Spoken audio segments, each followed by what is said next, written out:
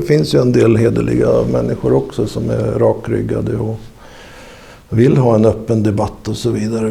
Vi ordnar ju en konferens där, eller en seminariemöte på KTH 2006. Det var det första mötet i världen där man hade en sån här allmän diskussion med för och emot och sånt. Och de här lokala personerna både i Sverige som då var den här etablerade klimatforskningen, de var ju väldigt upprörda egentligen över att det här ifrågasattes. Hade de velat att det mötet inte skulle få äga rum? Ja, det hade de. Så 2006 då kunde ni i KTHs regi ordna ett möte där ni öppet diskuterar för och mot klimatlarmen. Ja. Hur har det gått senare? Media menar väl att det är färdigdiskuterat. Alltså.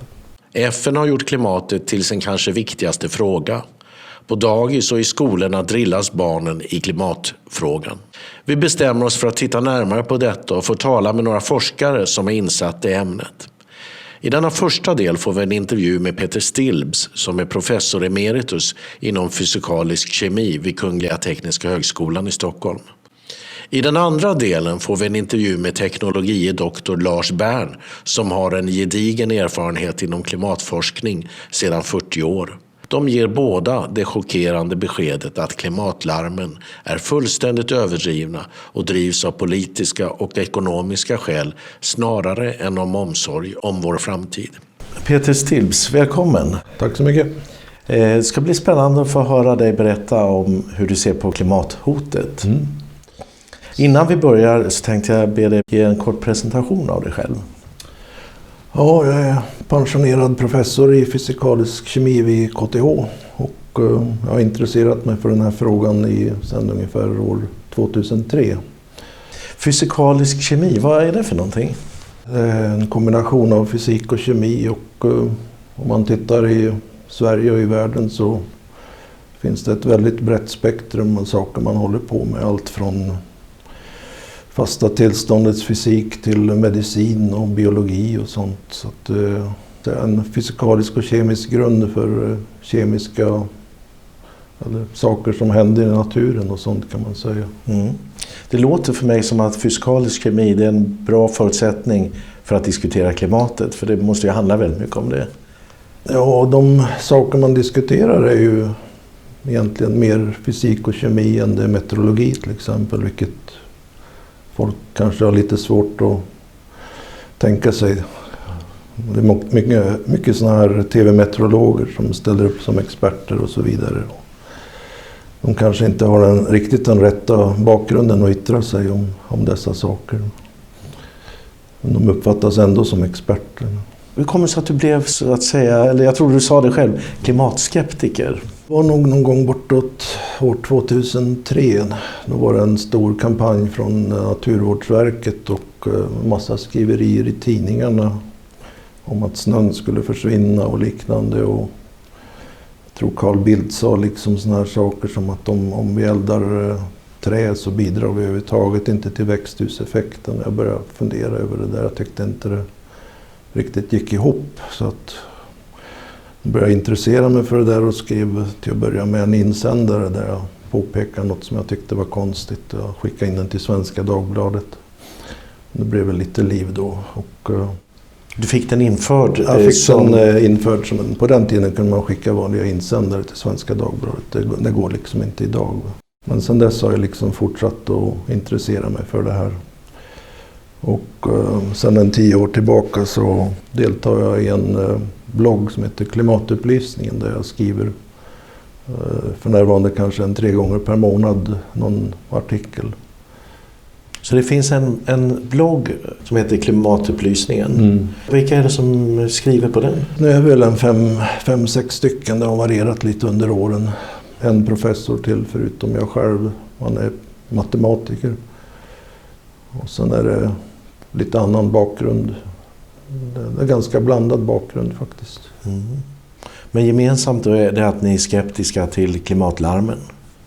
Ja, och sen försöker vi få en mer balanserad bild i media. Det gäller inte bara klimatlarmen utan det gäller Sveriges energiförsörjning och en del miljöaspekter och en del allmänna tokigheter som man stöter på som folk kanske inte reagerar på. Som så ja, bara vanliga media tycker är bra utan att ens inse riktigt vad de handlar om. Att du har varit skeptisk mot klimatlarmen, vad har det betytt för dig och din position så att säga inom ditt forskningsområde?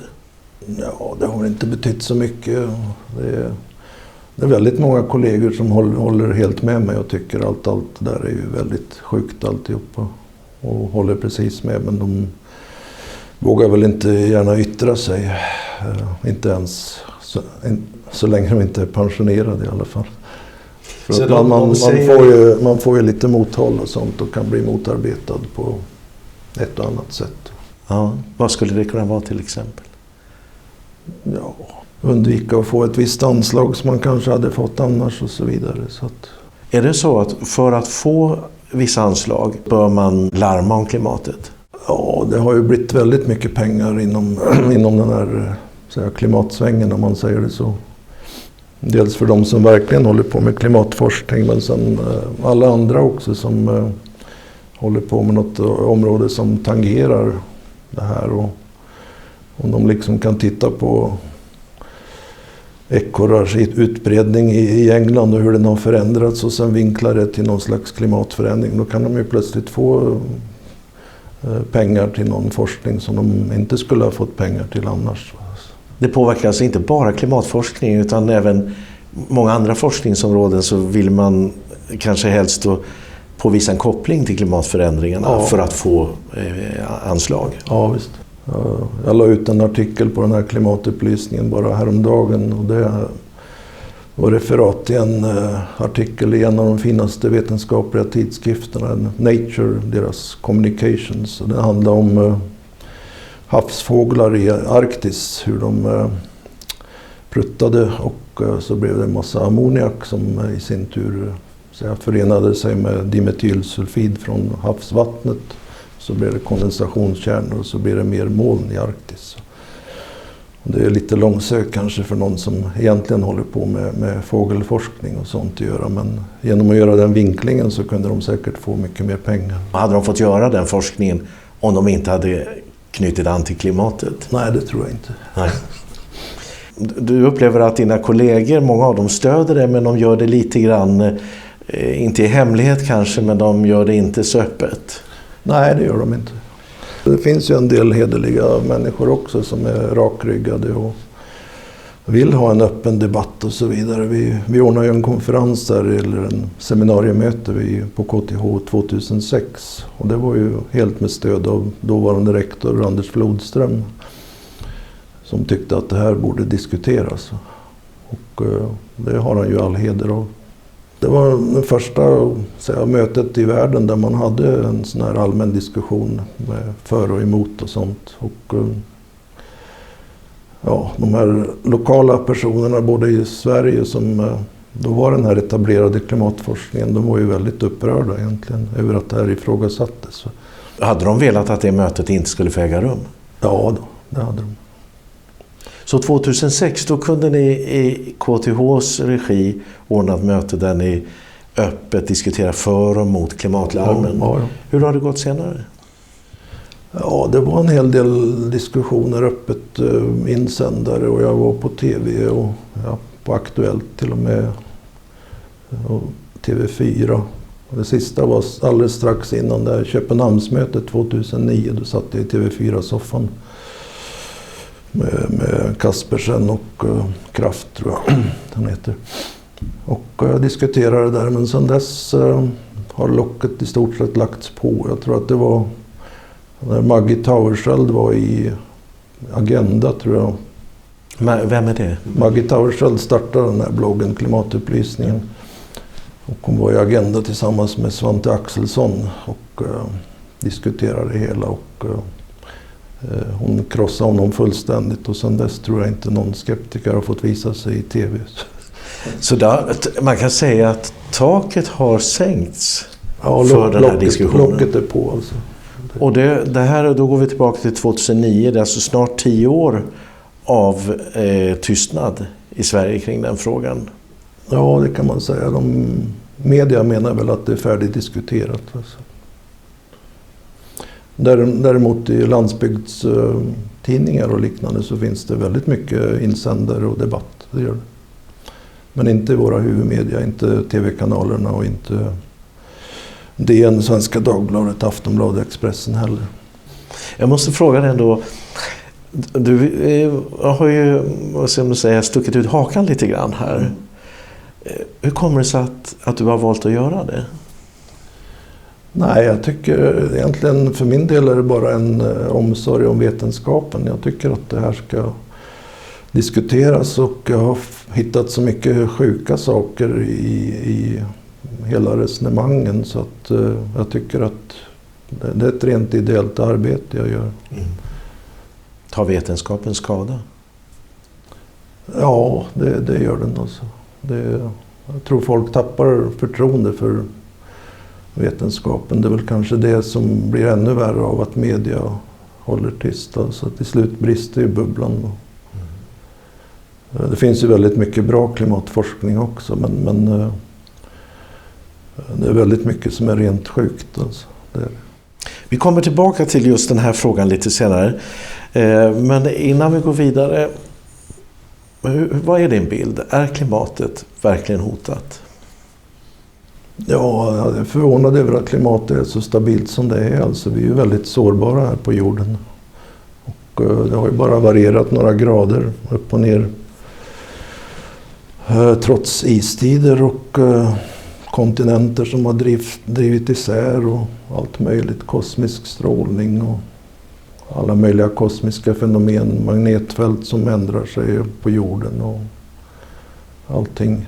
Det är konstigt att det är så stabilt så att man tycker ju rent intuitivt att det måste finnas en massa stabiliserande faktorer i det och det främsta är ju tillgången på vatten på jorden som hela tiden avdunstar och ser till att stabilisera allting så att det inte blir extrema variationer om man säger det så. Och då är den viktigaste stabiliserande egenskapen att vattnet bildar moln och molnen skärmar av jorden från solstrålningen. Även avdunstningen och att det lagras upp som is. Alltså det är ett växelspel alltihopa det där. Om man ska tro klimatlarmen så står vi inför vattennivåer som ska stiga, jag tror man har talat om 30 meter och ibland är det 6 meter, det beror på vilket perspektiv man anlägger. Men hur är det då enligt din åsikt? Kommer de här sakerna inte att hända? Ja, skulle man smälta all is på jorden så skulle det bli den storleksordningen. Grönlandsisen motsvarar ungefär 7 meters global havsnivåhöjning. Och där ska man kanske ha klart för sig att för det första skulle det nog ta ungefär 10 000 år att smälta Grönlandsisen. Och innan dess har vi säkert en ny istid igen. Man mäter ju isen och vad händer med Grönlandsisen? Om man ser larmrapporter hela tiden i tidningar och tv så om man tittar närmare på de siffrorna, det står en massa gigaton har försvunnit och så vidare. Om man tittar på vad det motsvarar jämfört med hela ismassan på Grönland så kanske det rör sig om 1 promille eller något sånt. Och då har man blåst upp till en gigantisk siffra.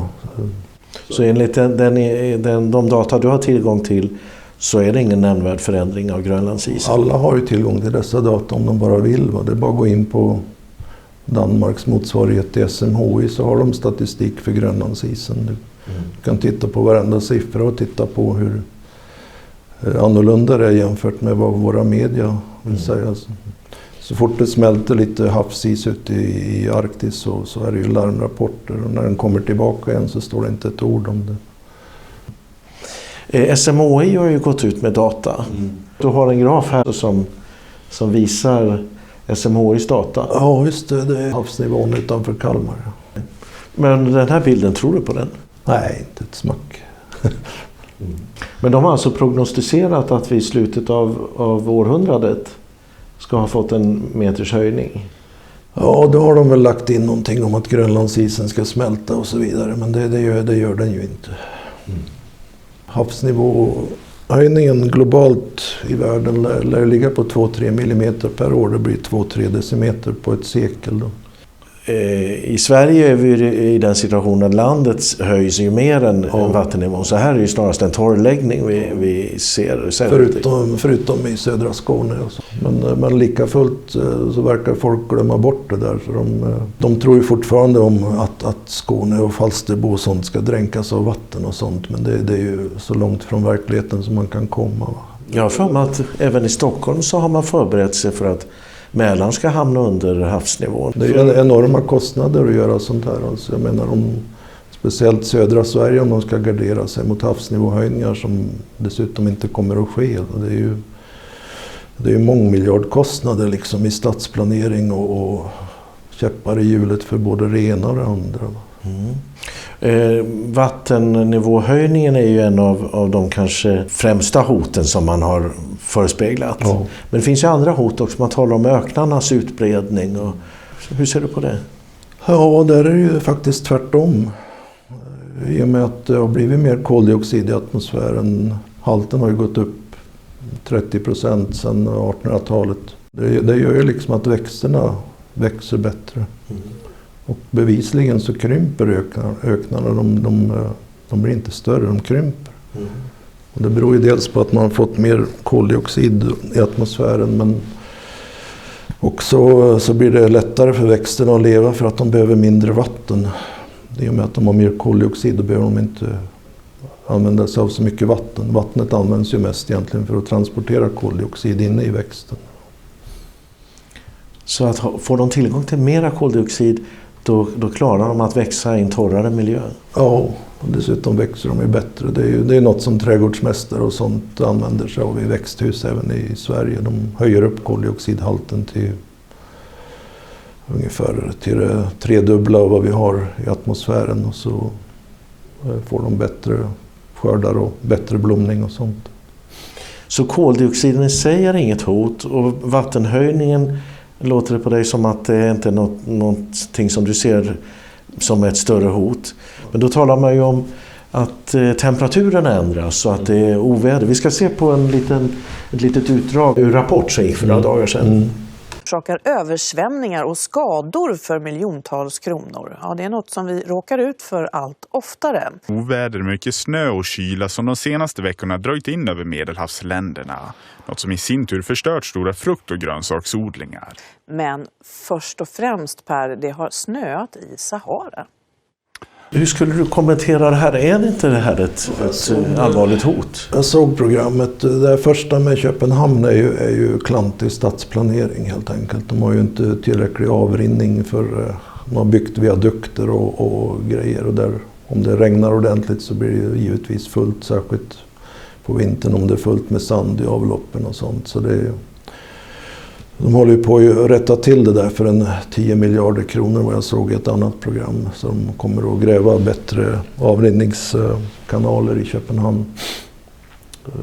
Det har ju egentligen ingenting med klimatet att göra. Såna här regnskurar kommer ju då och då. Och ibland blir de stora, ibland blir de mindre.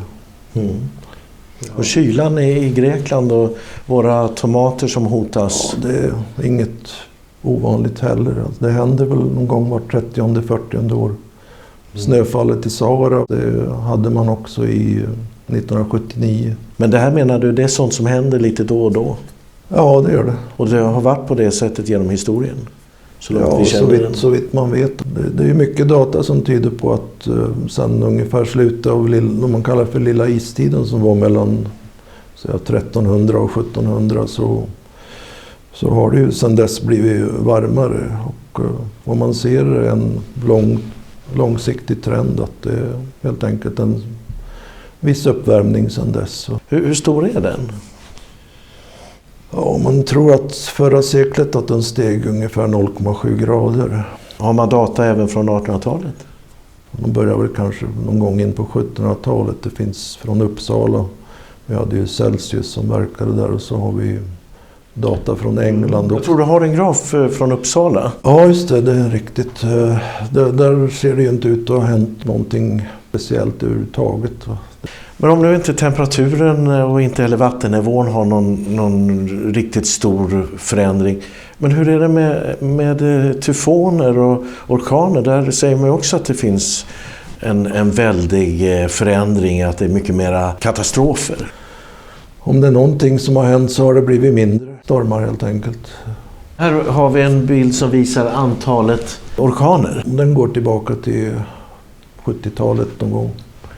Och det är alltså globala data och de är tillgängliga för vem som helst som vill ta reda på dem. Det låter som att det sker klimatförändringar. De är relativt små, tack och lov, i vår tid. Men att du ser inte någon tydlig koppling till den fossila förbränningen?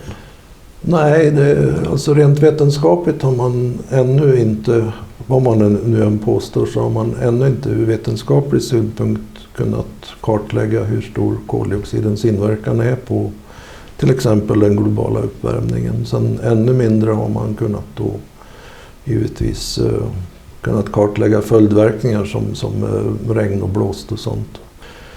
Det är trovärdiga människor som exempelvis Lennart Bengtsson, Sveriges främste klimatforskare, som väl knappt får komma till tals i media. Han menar väl att vi har ännu inte sett någon klar effekt av koldioxidens uppvärmning. Det finns en annan person som uttalar sig lite då och då, och det är ju Rockström. Ja, just det. Vad säger han då i de här frågorna? Jo, han kör ju en bra bit värre än IPCC och liknande och lägger på egna grejer. Jag vet inte riktigt varifrån han får det här. Vad säger han då? Häromdagen pratade han om 7 meters havsnivåhöjning här nere i Davos. Men ni som då är forskare inom fysikalisk kemi, ni kan inte förstå var han får sina data ifrån och hur han räknar? Nej, han räknar väl inte alls. Han hittar på. Så jag vet inte varifrån han får det där. Du nämnde tidigare om det här Climate Gate. Vad var det för någonting?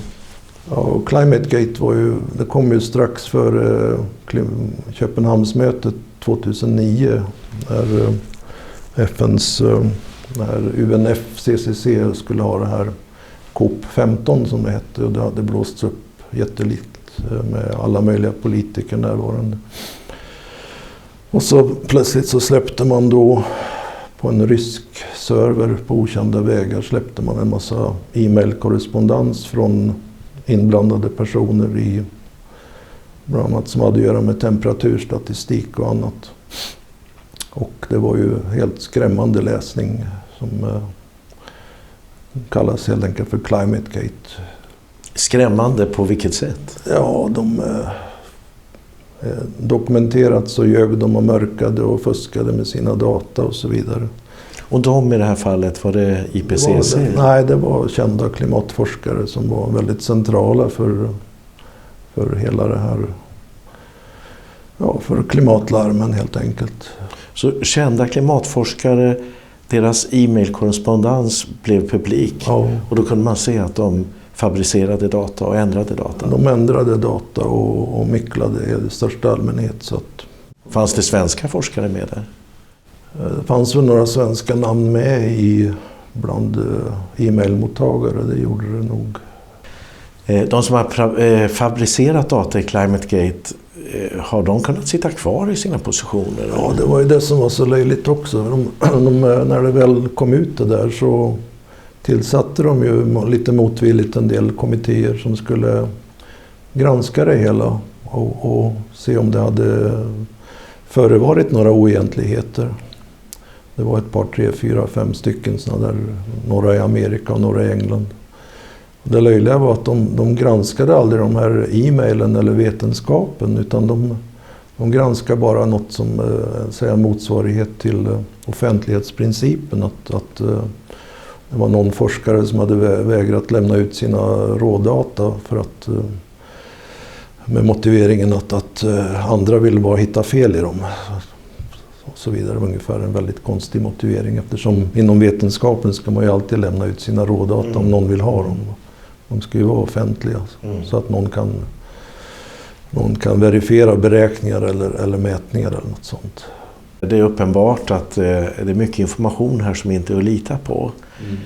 Har du kunnat se någon förklaring till att vi får en felaktig information?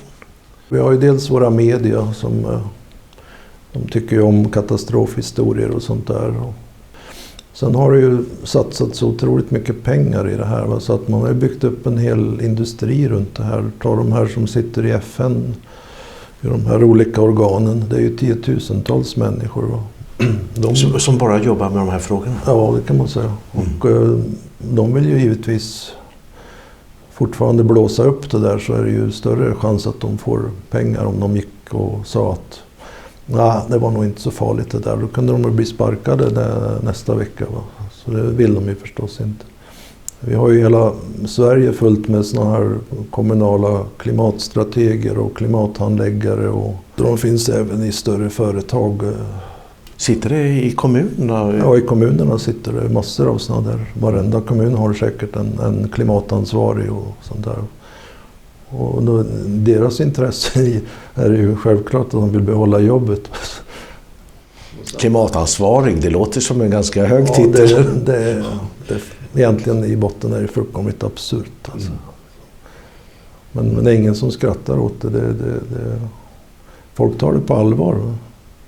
Och hur kommer de reagera som nu har gått in för här 100% och gjort det nästan till en religion? Om de får klart för sig att det här vilar på väldigt lösa grunder och att det kanske till och med är förfalskat. En del vill nog inte tro på det. Det blir omöjligt att slå in det i skallen på dem. Sen när man kommer till det där tillståndet, när den frågan ställs, då börjar de prata om försiktighetsprincipen plötsligt. Och det är ju att man eftersom man inte vet så ska man inte göra någonting. Med tanke på vad som hände nu sista veckan, att Trump har tillträtt och han är ju uppenbarligen klimatskeptiker också. Så kommer ju allt det här att ifrågasättas igen, så att jag tror att diskussionen kommer igång även i Sverige. Det var någon som sa att Sverige är förmodligen det sista landet som kommer att ändra uppfattning i de här frågorna. Vad tror du? Ja, det är faktiskt väldigt konstigt i landet. Det är bara någon slags gå